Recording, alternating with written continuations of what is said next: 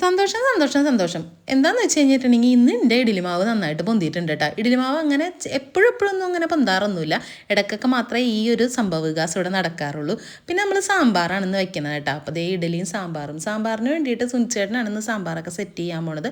അപ്പോൾ ചേട്ടൻ കറിവേപ്പില എടുക്കാൻ പോയേക്കണേണ്. പിന്നെ ചേട്ടൻ വന്നിട്ട് വേഗം തന്നെ സടേന്ന് സാമ്പാറൊക്കെ ആക്കിയിട്ടുണ്ട്. നമ്മുടെ ചെറുക്കന് ട്യൂഷന് പോകണമല്ലോ.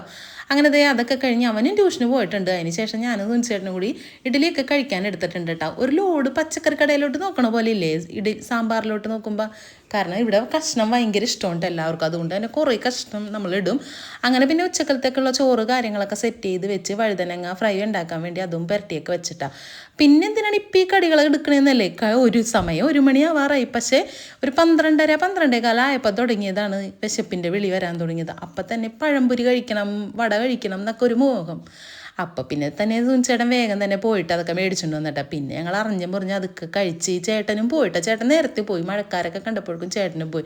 എൻ്റെ മോനെ ഒന്നും പറയാനില്ല. അടിപൊളി മഴ എന്ന് വെച്ച് കഴിഞ്ഞാൽ മഴക്കാർ മാത്രമായിരുന്നു നമ്മുടെ നാട്ടിൽ.